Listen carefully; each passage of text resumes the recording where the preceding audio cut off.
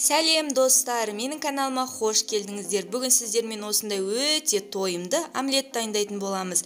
Келесі рецептерді менің каналымнан жіберіп алмас үшін осы видеоға лайк басып, каналға тіркеліп, қоңыраушаны басуды ұмытпаңыздар. Достар, бұл омлетті дайындау үшін бізге 4 жұмыртқа, 100 грамм ірімшік, 2 картоп болса жеткілікті. Картопты видеода көргендей етіп, өте жіңішке қылып, дөңгелектеп тураймыз. Достар, егер сіздер омлетті көбірек дайындағыларыңыз келсе, қоспаларды 2 есе көбейтуге болады. Міне біздің картоптарымыз да дайын. Одан кейін 4 жұмыртқаны ыдысқа салып, үстіне аз ғана тұз сеуіп, жақсылап венчикпен араластырамыз. Достар, бұл омлеттерді гарнирмен түскі немесе кешкі асқа ұсынуға болады. Өте тез дайындалады және дәмді болады. Сіздер де міндетті түрде жасап көріңіздер. Міне жұмыртқаның сұйықтығы осындай болу керек. Келесі кезекте ірімшікті үккіштен өткізіп аламыз. Кез келген үккіштен өткізе беріңіздер. Мен 100 грамм ғана ірімшік қолдандым. Егер сіздер ірімшікті жақсы көретін болсаңыздар, көбірек қолдануларыңызға да болады. Достар, мінекей біздің қоспаларымыз дайын.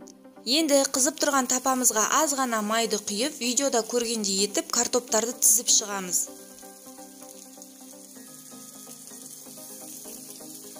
Достар, мен қолданған 2 картопты осылай тізіп шықтым.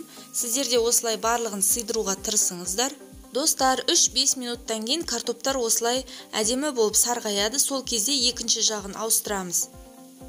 Картоптың екінші жағын ауыстырғаннан кейін дәміне қарай аз ғана тұз және аз ғана қара бұрыш себеміз. Тұз бен қара бұрышы сеуіп болғаннан кейін жұмыртқаны осылай құйып шығамыз. Достар, жұмыртқаны құйғаннан кейін газды өте ақырынға қою керек.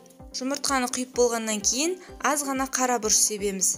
Достар, ең соңынан енді ірімшікті салып шығамыз.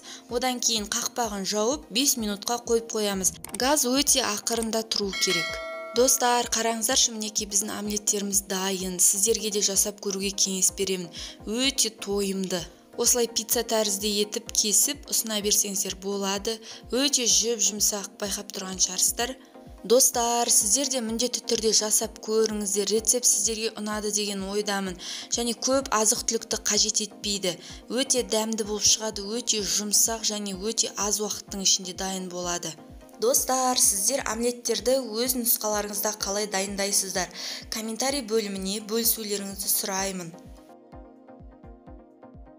Достар, қазір мен дәмін көретін боламын. Қолға ұстағанда да өте жұмсақ, ыстық күйінде өте дәмді екен. Сіздер де жасап көріңіздер. Келесі рецептерді менің каналымнан жіберіп алмас үшін осы видеоға лайк басып, менің каналыма тіркеліп, қоңыраушаны басып кетулеріңізді сұраймын. Келесі видео рецепте ірімшік дөңгелекшелерінен сорпа дайындайтын боламын. Жіберіп алмаңыздар.